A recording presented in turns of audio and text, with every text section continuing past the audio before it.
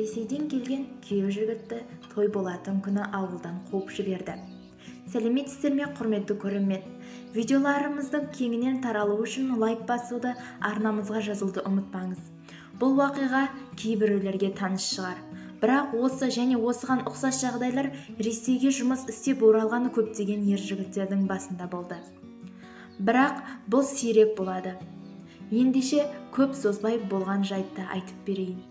Колледжді тәмамдаған Рүстем колледжді бітірген соң арманы жолында достарымен бірге Ресейге жұмыс істеуге аттанады.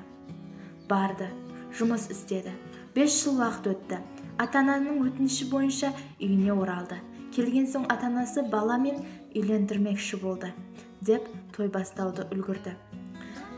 Тіпті ата-анасы үйленбесең Ресейге кетсең сені разы емеспін дегенді Рүстемді тіреп алды. Мәжбүр болған Рүстем үйленемін, бірақ көп жүрмеймін, менің жұмысым күтіп тұр. Бір ай ғана рұқсат алдым деген шартпен үйленуге келіскен.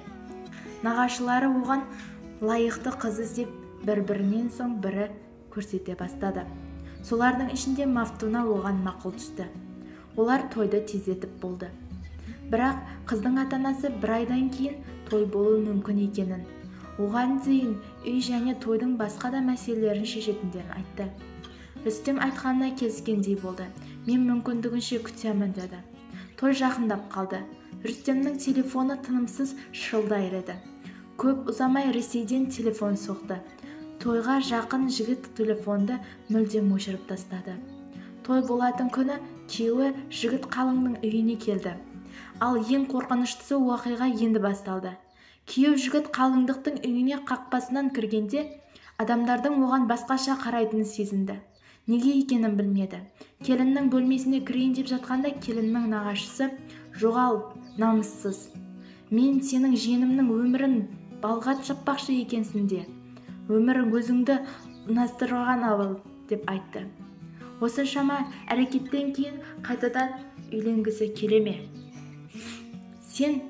Саған беретін қызымыз жоқ, бар кет, деп 200-ді күйеуді қуып жіберді. Күйеу жігіт не болып жатқанын түсінбей таңдана қарады. Орыс әйел шықты. Рүстемнің денесіне суық тер шықты. «Что ты здесь делаешь?» деп орыс шаласына, «Сен не істеп жүрсің?» деп жуан дауыспен айқайлады.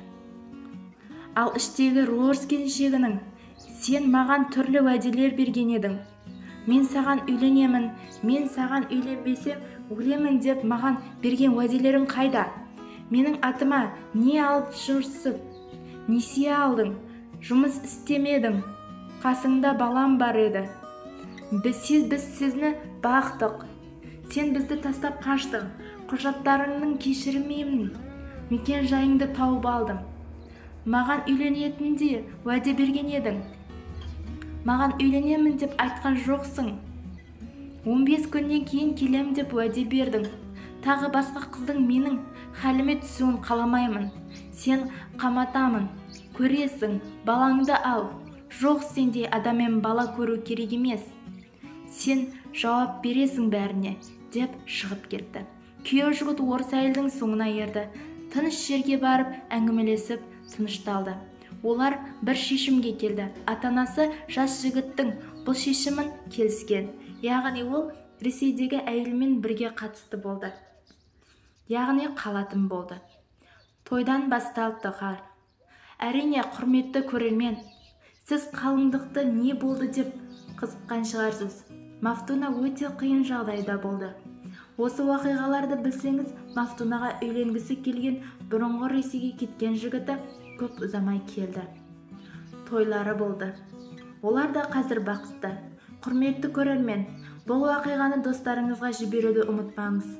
Сау болыңыз және келесі бейнескелерде кездескенше. Бізді тамашалауды жалғастырыңыз.